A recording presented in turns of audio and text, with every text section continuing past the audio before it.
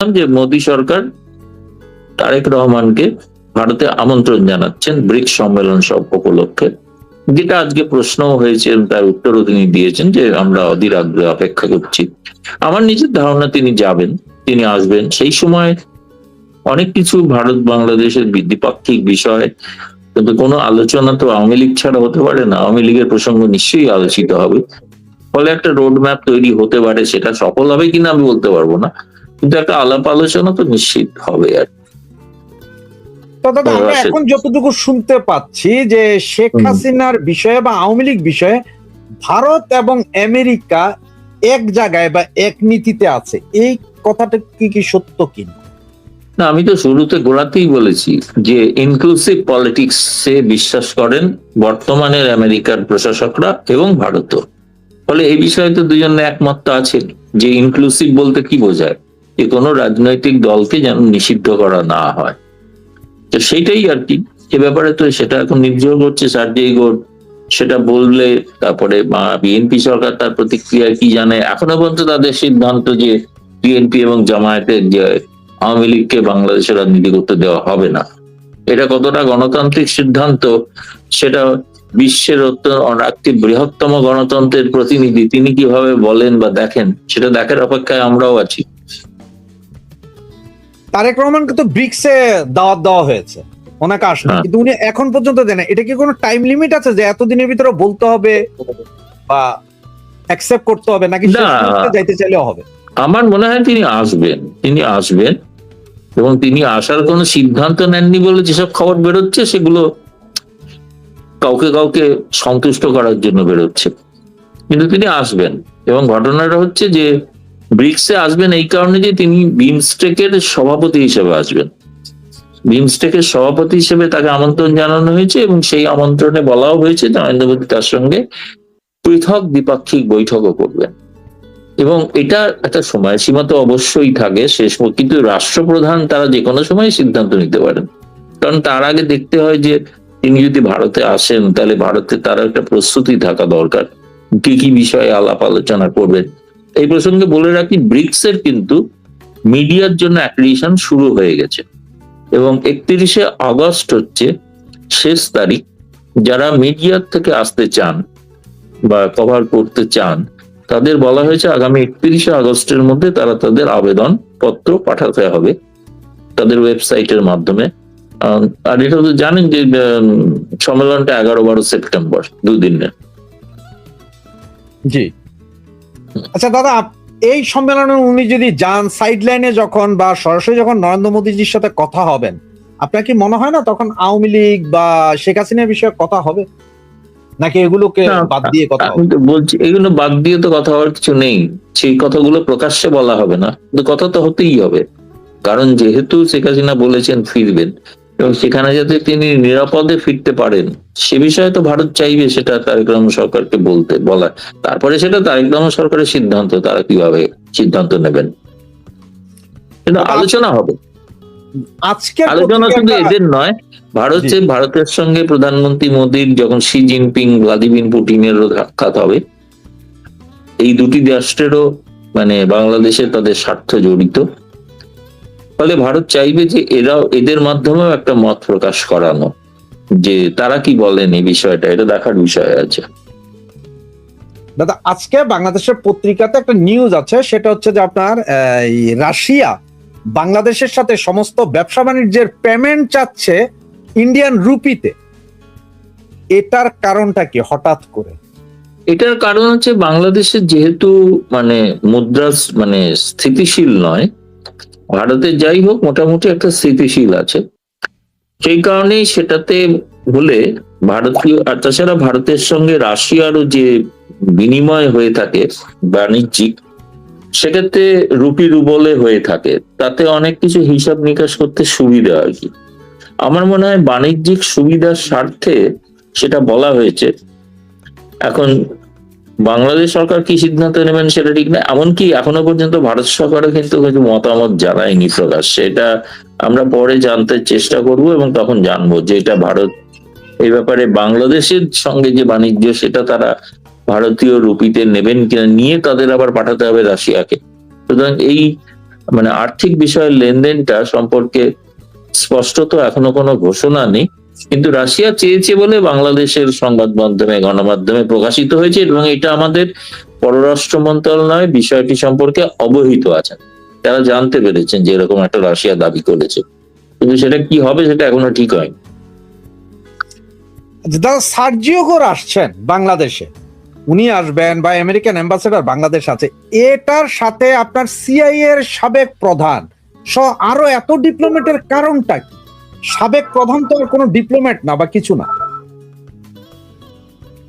না, বাংলাদেশে তো এরকম অনেক সময়তেই এরা ঘোরাফেরা করেন এবং আসেন, খুব রহস্যজনক ভাবে কারো কারো আবার মৃত্যুও হয়ে যায় হোটেলে। জি, এটা জানি না কি ব্যাপার, আশা করি ইনি সুস্থ সবল থাকবেন, এবং তিনি নিশ্চয়ই এ সময় এসছেন কোন একটা কার্যকারণ থাকতে পারে, যোগাযোগ সূত্র, যে কারণ সিআইএ এর তরফ থেকে তো অনেক বেশি তারা গোপন সংবাদ দিতে পারে। একটা জিনিস তো ঘটনা না, যে বাংলাদেশের মানে প্রাক্তন প্রধানমন্ত্রী শেখ হাসিনা সম্পর্কে আর পশ্চিমা গণমাধ্যম মানে সাক্ষাৎকার নিতে উদ্গ্রীব, ফলে তারা তাদের আগে তো তারা নিতেন না, এখন নিচ্ছেন, মানে তাদের আগ্রহ বেড়েছে অনেক বেশি। মানে সমস্ত বিষয়টা পর্যালোচনার জন্য হয়তো গোয়েন্দা সূত্র তাদেরকে সাহায্য করতে পারেন আলাপ আলোচনা, এটাই বলতে পারি, এর বেশি তো জানি না কিছু। না দাদা, এই যে বাংলাদেশে যারা বিদেশিরা মারা যায়, এটা আসলে আপনি যদিও না বুঝেন, আমি বুঝি কি জানেন, ওই যে আমরা যেমন 2-4-5 বছর পর দেশে যাই না, তখন ওখানকার পানি ওখানকার খাবার খেলে আমাদেরই ডায়রিয়া হয়ে যায়, হসপিটালাইজড হইতে হয়। হয়তো ওনারা বেশি খেয়ে ফেলেন, যার কারণে হয়তো মারাও যেতে পারেন। এটা আমরা পরিবার নিয়ে গেলে আমরা বুঝি যে জানি না, পাঁচ তারা হোটেলের খাবার এত খারাপ বাংলাদেশে, এটা তো জানা ছিল না।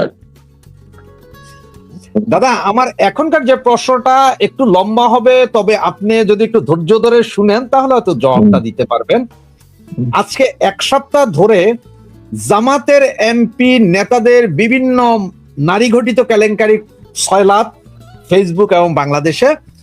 এর ভিতরে ন্যাশনাল কমেডি পার্টি যেটা আছে এনসিপি, তারা গতকালকে সিলেটে পাবলিক মাইট দিয়েছে, আজকে চট্টগ্রামে মাইট দিয়েছে, আজকে আবার তারা মিছিল করতে গিয়ে সিলেটে পুলিশের ব্যাপক বাধার সম্মুখীন হয়েছে। এর ভিতরে বীর মুক্তিযোদ্ধা লতিফ সিদ্দিকীকে কোনো মামলা না থাকার পরও গ্রেফতার করা হয়েছে। সব বিষয়টা নিয়ে আপনি কি বুঝছেন, যেটা কি কোনো আবার কোনো ককরোচ পার্টির মতো কোনো আন্দোলনের কোনো ইয়ে কি না? দাদা শোনা যাচ্ছে না, দাদা শোনা যাচ্ছে না।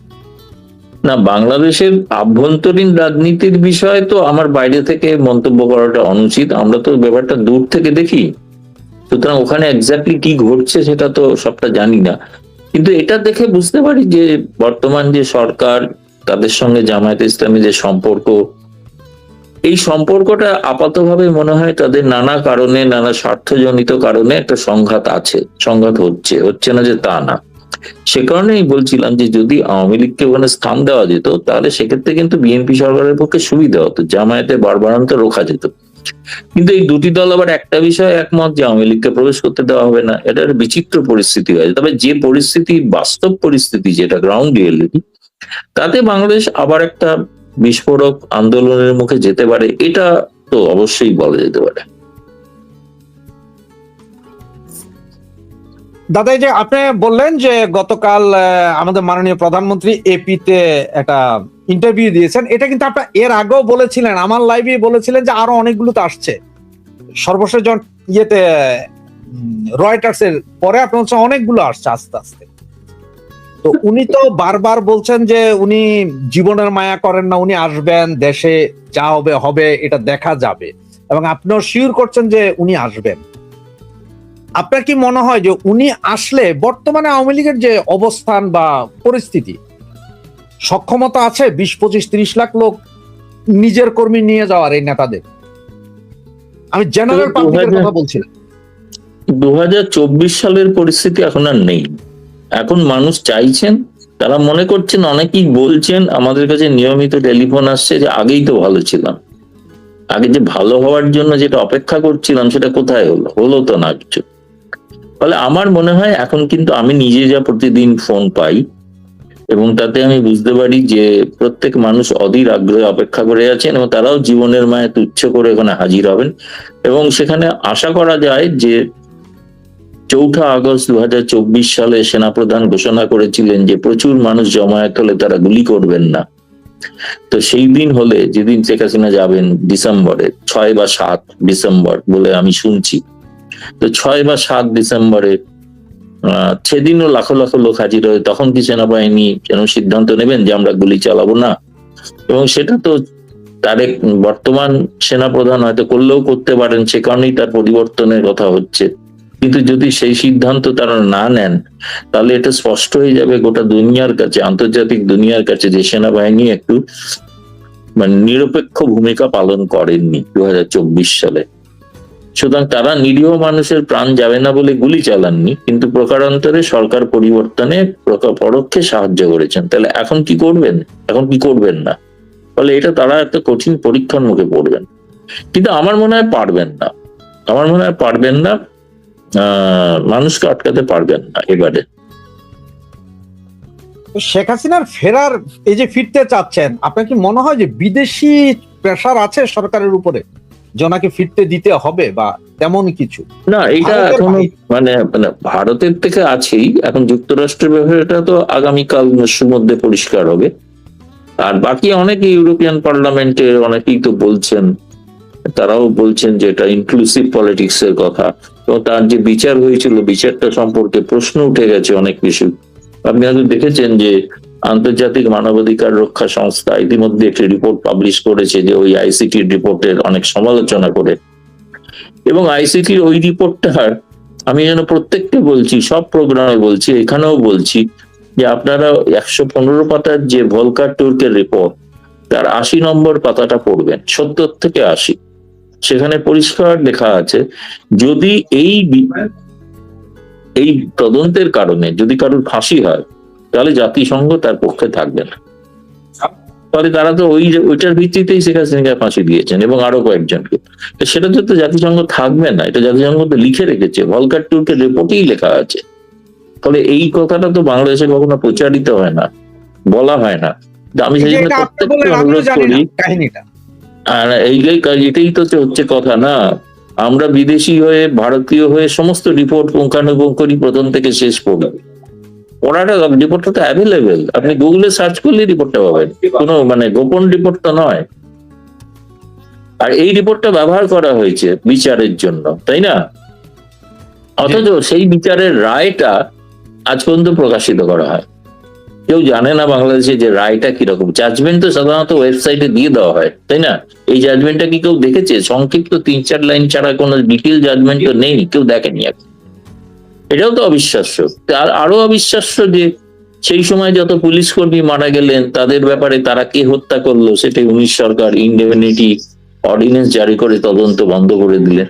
যারা মারা গেল পুলিশের গুলিতে, কোন ধরনের গুলিতে মারা গেল সেটাও তারা বন্ধ হয়ে গেল, ফরেনসিক তদন্ত করা যাবে না। অনেকে তো বলে যে স্নাইপার রাইফেলে গুলিতে মারা গেছে। স্নাইপার রাইফেল বাংলাদেশের সাধারণ পুলিশ ব্যবহার করে না, আনসার বাহিনীও ব্যবহার করে না। ব্যবহার করে কারা? সেনাবাহিনী। সেনাবাহিনী বলতে কারা? যারা সাবেক সেনা এবং অবসরপ্রাপ্ত সেনা, সেই সংগঠনটা বেশ শক্তিশালী। ফলে এই বিষয়টা তো তদন্ত সাপেক্ষ না, তদন্ত করতে গেলে পুরোটাই তদন্ত করতে হয়, সেটা তো কেউ করতে চাইছেন না। যার ফলেই তো এটা নিয়ে প্রশ্ন উঠে গেছে। এখন কিন্তু এই সত্যকে চাপা দিয়ে রাখা যায় না বেশি দিন, সত্য প্রকাশিত হবেই। আর এটা বাংলাদেশের মানুষ ভালো করে বুঝছে, মানুষটা অল্পের মধ্যেই বুঝে গেছেন। দাদা, আপনি বললেন যে ধরেন আমরা রিপোর্ট গুলো দেখি না, বা আমরা তো খবর পাই না, বা আমরা ইয়ে করি না। আসলে ব্যাপার হচ্ছে কি দাদা, যে আমাদের তো প্রচুর পাকিস্তান প্রীতি আছে, আর আপনারা তো আমাদের জন্য শত্রু রাষ্ট্র, তাই আপনারা তো সব খোঁজ করেন। আমরা এইসব ছোটখাটো বিষয় নিয়ে আসলে চিন্তাই করি না আর কি। আমরা যে জাতি, আপনার দেশের সরকার পতনের জন্য আমরা আমার দেশে মিছিল করি, কিন্তু আমার দেশে কি হয় সেটা আমরা খবর রাখিনি, এটা নর্মাল। সেটা তো এখন ভারতের গণতন্ত্র সম্পর্কে কোনো ধারণা নেই বলে তাই আর কি বলবো। ভারতে সবসময় পার্লামেন্টের মধ্যে সরকার পতন হয় আর ভোটের মাধ্যমে পরিবর্তন হয়, কোনো অভ্যুত্থানে হয় না। না, আমার দেশেই তো মিছিল হয়েছে, দেখছিলেন যে 70-80 জন। না, সেটা হতেই পারে, খুব স্বাভাবিক, খুব স্বাভাবিক। লাঠিগুলো অনেকগুলো, মোদি এবার গদি ছাড়া, মনে জানে ওখানে মিছিল করার সাথে মোদি শেষ। হ্যাঁ, না সেটা তো অন্য প্রসঙ্গ সম্পূর্ণ, সেটা কারা করতেই পারে, সেটা কোনো কথা নয়। যেমন বাংলাদেশে হিন্দুদের উপর অত্যাচারের ব্যাপারে ভারতেও আন্দোলন হয়েছে, হয়নি যে তা নয়, হয়েছে। সেটা ঠিক আছে, সেটা নিয়ে আমার কোনো বক্তব্য কিছু নেই, তাদের স্বাধীনতা আছে, তারা করতেই পারে, কিন্তু তারা সেখানকার মানুষের যে সমস্যা সেটা নিয়ে আন্দোলন করার স্বাধীনতা নেই। না, এই যে এখন আপনার গ্যাসের কারণে এই 4 থেকে 5 ঘন্টা গাড়ি লাইন ধরছে বাংলাদেশে, বাসা বাড়িতে গ্যাস নেই, মহিলারা রাতের 2টা থেকে 4টা গ্যাস থাকে, ওই সময় উঠে গ্যাস পাচ্ছে। এলএনজির অবস্থা খুবই খারাপ, কিন্তু এইটা নিয়ে কোনো কথা কেউ বলছে না। ওই শুধু অমুকের নারী ঘটিত ব্যাপার, ওই ন্যাশনাল কমেডি পার্টি ওরা যেতে পারছে না, এগুলো নিয়ে আছে, অন্য কোনো আওয়াজ নেই, চুপ। আচ্ছা দাদা, যদি তারেক জিয়া ভারতে না যায় তাহলে কি হইতে পারে বলে মনে না করেন? আমি না আমি এরকম কোনো আমি অনুমান করবো না। আমি জানি তিনি আসছেন, কি মুশকিল, আমি তো জানি তিনি আসছেন, আপনি আসবেন না ধরা যাক, ধরবো কেন? না যাক, আপনি কারণ আজকে খলিলুর রহমান বলেছেন কিছুদিনের মধ্যে সিদ্ধান্ত জানিয়ে দেবো আপনাদের। আচ্ছা, না কারণ হচ্ছে দীনেশ ত্রিবেদী আমাদের বাংলাদেশে আছে প্রায় দীর্ঘ 1 মাস, এর ভিতরে কোনো হাই প্রোফাইল কারোর সাথে দেখা হয়নি। আজকে খলিলুর রহমানের সাথে দেখা কারণ হয়েছে। খলিলুর রহমান তো বিদেশে ছিলেন, উনি এলেন, মানে পররাষ্ট্রমন্ত্রী দিয়ে শুরু করলেন সাক্ষাৎ, এবার বাকি মন্ত্রীদের সঙ্গে হবে একে একে। আচ্ছা আচ্ছা দাদা, আমার সর্বশেষ যেই প্রশ্নটা সেটা হচ্ছে যে একদম লাস্ট কোশ্চেন, আপনাকে এরপরে ছেড়ে দিব। সেটা যে চায়না করিডোর চাইলেন, চায়নার পররাষ্ট্র মন্ত্রণালয় বলে যে করিডোরের কাজ চলমান, ডোনাল্ড আসছেন, গোর আসছেন বাংলাদেশে। যদি চায়নার এই করিডোর বাংলাদেশ না দেয় বা আমেরিকার সাথে যদি সমঝোতা না হয়, তাহলে আমাদের তিস্তা চুক্তি, আপনার তারপরে আরো যে যে চুক্তিগুলো আছে যেখানে পয়সা দিবে বলেছে, কি হবে ওগুলো? চায়না কি দেবে? ওগুলো তো পরের কথা। আমেরিকার সঙ্গে চুক্তি না হলে, সমঝোতা না হলে সরকার টেকাই দিবে কার? না, যে পদ্মা ব্যারেজ, তিস্তা ব্যারেজ, এগুলো কি করে দিবে কিনা চায়না?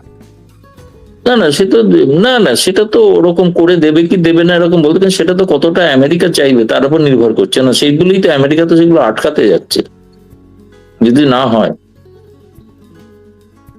তাহলে আমরা এই কাল পরশুর ভিতরে কিছু জানতে পারবো তাহলে? অবশ্যই অবশ্যই অবশ্যই।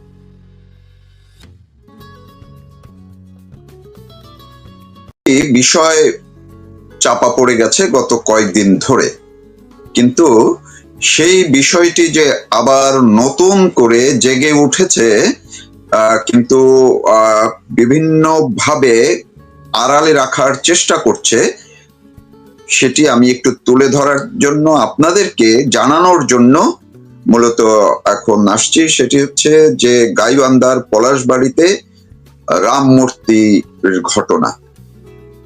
অনেকে হয়তো ইতিমধ্যেই ভুলে গেছেন, নানান ঘটনা প্রবাহের মধ্যে রাম মূর্তির উদ্যোক্তা বা প্রতিষ্ঠাতা যে হরিদাস চন্দ্র দাস তরুণী কে গ্রেপ্তার করে সে এখন কারাগারে আছে।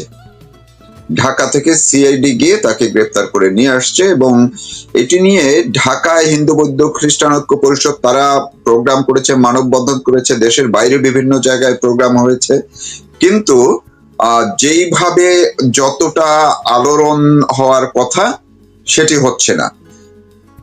আড়ালে একেবারেই আটগাঁট বেঁধে ওই রাম মূর্তি অপসারণে সরিয়ে ফেলতে কাজ শুরু হয়ে গেছে, এবং এতদিন পর্যন্ত, অর্থাৎ যতদিন এই রাম মূর্তি উচ্ছেদে অপসারণের জন্য আমরা তৌহিদি জনতা, সচেতন নাগরিক এইসব ব্যানারে আন্দোলন দেখেছি পলাশবাড়িতে, আকার ইঙ্গিতে বোঝা যাচ্ছিল যে তার সঙ্গে জামাত কিংবা বিএনপি তাদের একটা ইন্ধন ছিল। কিন্তু এই প্রথম একেবারে আনুষ্ঠানিকভাবে প্রকাশ্যে ক্ষমতাসীন বিএনপি তারা লিখিতভাবেই রাম মূর্তি সহ পলাশবাড়ির ওই এলাকায় যত মন্দির, যত মূর্তি আছে সবকিছু অপসারণের দাবি জানিয়েছে। আনুষ্ঠানিকভাবে তারা এই দাবিটি জানিয়েছে গত সোমবার 27 জুলাই, এবং এই দাবিতে বিএনপি সহ 16টি সংগঠন তারা গাইবান্ধা জেলা প্রশাসককে স্মারকলিপি দিয়েছে, আবেদন করেছে। ইন্টারেস্টিং বিষয় হচ্ছে এই যে 16টি রাজনৈতিক দল, যেখানে বিএনপিও আছে এবং আহ, তাদের অন্যান্য দলগুলোর মধ্যে জামায়াত ইসলামী আছে, হেফাজত ইসলামী আছে, এনসিপি আছে, আর অনেকগুলো দল আছে।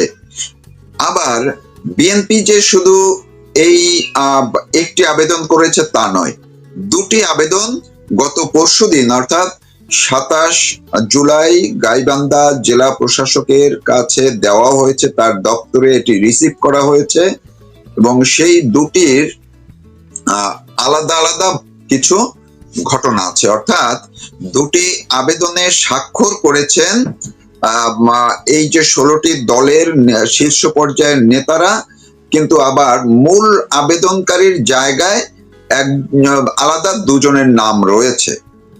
কি আছে সেই স্মারকলিপিতে বা আবেদনে, আমি খুব সংক্ষেপে একটু আপনাদেরকে শোনাতে চাই, এবং কপিটি যখন আমার এই প্রোগ্রামটি শেষ হবে, লাইভটি শেষ হবে, আপনারা দেখবেন আমার যে পোস্টারটি, সেইখানে আমি দুটি ছবি দেওয়া আছে, আপনারা চাইলে বড় করে দেখতে পারবেন। তারপরও আমি একটু আপনাদের সুবিধার জন্য দেখাচ্ছি। আমি জানি না ভালোভাবে দেখা যায় কিনা, যদি না যায় আপনারা দেখে নেবেন, আমার পোস্টারে আছে, আপনারা বড় করে দেখতে পারবেন। আমি একটু পড়ে শোনাচ্ছি অল্প একটু। সেটি হচ্ছে গত 27 জুলাই গাইবান্ধা জেলা প্রশাসকের কাছে যে স্মারকলিপি দেওয়া হয়েছে, সেটিতে নিবেদক হিসেবে স্বাক্ষর করেছেন মুফতি মাহমুদুল হাসান কাশেমি, আহ্বায়ক সচেতন নাগরিক ফোরাম। এটি একটা। এইখানে এই আবেদনে যে 16টি দলের কথা আমি বললাম বা সংগঠনের কথা বললাম, তাদের মধ্যে স্বাক্ষর করেছেন 1 নম্বরে ইমাম ওলামায়ে পরিষদ, এটার সেক্রেটারি করেছেন স্বাক্ষর মানসুর রহমান বা এই টাইপের একটা কিছু নাম। 2 নম্বরে আছে হেফাজত ইসলামী বাংলাদেশ গাইবান্ধা জেলা শাখা সভাপতি স্বাক্ষর করেছেন। 3 নম্বরে আছে ওলামায়ে শায়েখ আইম্মা পরিষদ গাইবান্ধা, এইটার একজন স্বাক্ষর করেছেন। বাংলাদেশ জাতীয়তাবাদী দল মানে 4 নম্বরে আছে বিএনপির নাম, বিএনপি এখানে স্বাক্ষর করেছে। বিএনপির সেক্রেটারি মাহমুদুন নবী টিটুল, তিনি জেনারেল সেক্রেটারি মানে সাধারণ সম্পাদক, গাইবান্ধা জেলা বিএনপির সাধারণ সম্পাদক মাহমুদুন নবী, তিনি এই স্বাক্ষর করেছেন, তার নামটি আছে 4 নম্বরে। এরপরে আছে ইসলামী জামায়াত ইসলামী গাইবান্ধা জেলা শাখা, তারা স্বাক্ষর করেছে ভারপ্রাপ্ত জেলায় সেক্রেটারি, তিনি স্বাক্ষর করেছেন। 6 নম্বরে আছে ইসলামী আন্দোলন বাংলাদেশ, সভাপতি স্বাক্ষর করেছেন। 7 নম্বরে বাংলাদেশ খিলাফত মজলিস গাইবান্ধা জেলা শাখা, সভাপতি স্বাক্ষর করেছেন। 8 নম্বরে জাতীয় নাগরিক পার্টি এনসিপি, ইঞ্জিনিয়ার নাসের যুগ্ম আহ্বায়ক, তিনি স্বাক্ষর করেছেন। 9 নম্বরে আছে আমার বাংলাদেশ পার্টি মানে এবি পার্টি, জেলা আহ্বায়ক স্বাক্ষর করেছেন। 10 নম্বরে খিলাফত মজলিস গাইবান্ধা জেলা শাখা, তারা স্বাক্ষর করেছে। খিলাফত মজলিসের এখানে দুইটি দেখা যাচ্ছে, একটা হচ্ছে 2টি স্বাক্ষর এখানে আছে, একজন হচ্ছেন মেহেদি হাসান সেক্রেটারি, আবার সভাপতিও স্বাক্ষর করেছেন এখানে। খেলাফত আন্দোলন বাংলাদেশ স্বাক্ষর করেছে, জমিয়াতে উলামায়ে ইসলাম বাংলাদেশ স্বাক্ষর করেছে, তানজিমুল মাদ্রিসি দিনিয়া বাংলাদেশ স্বাক্ষর করেছে, justice and democracy party JDP স্বাক্ষর করেছে, গাইবান্ধা নাগরিক পরিষদ স্বাক্ষর করেছে, এবং ইসলামিক শ্রমিক আন্দোলন বাংলাদেশ গাইবান্ধা জেলা, তারা এই স্বাক্ষর করেছে। তারা 4টি দফা দিয়েছে। এই 4টি দফার মধ্যে আছে যে ওই যে গ্রেপ্তার করা হয়েছে হরিদাস চন্দ্র, তার বিরুদ্ধে উত্থাপিত প্রতারণা, জনগণের সঙ্গে ভয়ভীতি বা হত্যার হুমকি প্রদান, এই সব অভিযোগের ধর্মীয় উস্কানি, মানহানি, এইসবের অভিযোগের তদন্ত করতে বলা হয়েছে। দৃষ্টান্তমূলক তদন্ত সাপেক্ষে দৃষ্টান্তমূলক শাস্তির দাবি করা হয়েছে। পাশাপাশি যারা এদেরকে সহায়তা করেছে সেগুলো বিরুদ্ধে ব্যবস্থা নিতে বলা হয়েছে। কিন্তু সবার উপরে বিষয় হিসেবে উল্লেখ করেছে, আপনারা যারা যুক্ত হয়েছেন আপনারা এই জায়গাটিতে দেখবেন, যেহেতু বিএনপি ক্ষমতায় আছে, তারা বলছে যে কোনো মানে ধর্মীয় সংখ্যালঘুদের অধিকার তারা রক্ষা করবেন, তারা তাদের উপরে কোনো নিপীড়ন নির্যাতন জিরো টলারেন্সের কথা বলছেন, তারা এটি কোনোভাবেই হতে দিবেন না। কিন্তু আজকে পরশুদিন তারা স্মারকলিপি দিয়ে একদম লিখিতভাবে স্টেটমেন্ট দিয়ে তারা আবেদন জানিয়েছে গাইবান্ধা জেলা প্রশাসকের কাছে। সেখানে বিষয় হিসেবে বলা হয়েছে দেশ বিরোধী ষড়যন্ত্রকারী প্রতারক হরিদাস চন্দ্র দাসের তৌহিদের বিরুদ্ধে সময়োপযোগী দ্রুত গ্রেপ্তার পূর্বক তাকে গ্রেপ্তার যে করা হয়েছে সেটার এখন সুষ্ঠু তদন্ত করে তার দ্রুত শাস্তি দাবি করা হয়েছে, গেল এইখানে। কিন্তু এর পরের কথাটি আপনারা শুনবেন, হুবহু আমি পড়ে শোনাচ্ছি। এবং এলাকায় সম্প্রীতি বিনষ্টের উদ্দেশ্যে নির্মাণাধীন 81 ফিট উচ্চতার কথিত রাম মূর্তি সহ মন্দিরের বাইরে স্থাপিত, মানে ওই এলাকায় মন্দিরের ভিতরে এবং আরো যত স্থাপিত বাইরে স্থাপিত সকল মূর্তি, শুধু রাম মূর্তি অপসারণ না, অর্থাৎ ওই মন্দিরের ভিতরে এবং বাইরে যত মূর্তি আছে সকল মূর্তি দ্রুত অপসারণের দাবিতে স্মারকলিপি, মানে এই দাবিতে তারাই স্মারকলিপিটি দিয়েছে এবং বিএনপি এতে স্বাক্ষর করেছে। আগেই বলেছি এটি একটি আবেদন এবং 27 জুলাই এটি ওই যে মুফতি মাহমুদুল হাসান কাশেমি আহ্বায়ক সচেতন নাগরিক ফোরাম এইখানে একটা দেওয়া হয়েছে। একই দিন একই ফরম্যাটে শুধুমাত্র আবেদনকারীর একজন ভিন্ন আর সব হুবহু এক। আরেকটি দিয়েছে হেফাজত ইসলামী, এটি দিয়েছেন, এটিতে স্বাক্ষর করেছেন মূল জায়গায় নিবেদক হিসেবে মাওলানা আব্দুল বাসেত আমির হেফাজত ইসলামী বাংলাদেশ। অর্থাৎ এই দুটি আবেদনের সবকিছু এক, লেখার ভাষা লেখা মানে একই ফরম্যাট একই ফর্ম, জাস্ট ওই নিবেদকের জায়গায় দুইজন স্বাক্ষর করেছেন, একটি হেফাজতের আমির আর একটি সচেতন নাগরিক ফোরামের আহ্বায়ক। কিন্তু এইখানে ওই যে সবাই সেই বিএনপি জামায়াত ইসলামী না এনসিপি সহ একই 16টি সংগঠন বা দলের শীর্ষ পর্যায়ের জেলা নেতারা স্বাক্ষর করে এই আবেদন করেছে যে রাম মূর্তি সহ ওই এলাকায় যত মূর্তি আছে সব মূর্তি অবিলম্বে অপসারণ করতে হবে। এখন এই যে বিএনপি সরকারে আছে তারা যে এদের ধর্মীয় নিরাপত্তার কথা বলছেন, সনাতনীদের ধর্মীয় স্বাধীনতার কথা বলছেন, তারা মন্দির রক্ষার জন্য তারা বিভিন্ন কথা বলছেন, আজকে তারা কি বলবেন? মানে এই যে গাইবান্ধা যে তারা একদম ডকুমেন্টেশন যে আবেদন করে ফর্মাল ভাবে জেলা প্রশাসনের পক্ষ থেকে সিল সাপোর্ট মেরে রিসিভ করে রাখা হয়েছে যে এটি গৃহীত হয়েছে জেলা প্রশাসকের দপ্তরে। এইখানে যে বিএনপি 4 নম্বরে যে স্বাক্ষর দিয়েছেন জেলা সেক্রেটারি, তিনি এখন কি বিএনপির শীর্ষ পর্যায়ের অনুমোদন নিয়ে এটি করেছেন নাকি নিজ দায়িত্বে করেছেন? বিএনপি এখন কেন্দ্রীয়ভাবে এর জন্য অবস্থান কি জানান দিবে সেটি কিন্তু একটি দেখার ব্যাপার আছে। কারণ এই রাম মূর্তির ইস্যুটি শুধু গাইবান্ধা বা পলাশবাড়ির মধ্যে সীমাবদ্ধ নয়, এটি বাংলাদেশেও সব জায়গায় তাদের নজরে আছে, দেশের বাইরেরও বহু জায়গার বহু ফোরামের কিন্তু নজরে চলে গেছে। দেখা যাক বিএনপি কি করে। আমি শেষ করার আগে আমার যে পোস্টার আপনারা দেখবেন সেই পোস্টার আরেকটি বিষয় আসছে, আর লিখেছি যে আসছে চাঞ্চল্যকর খবর।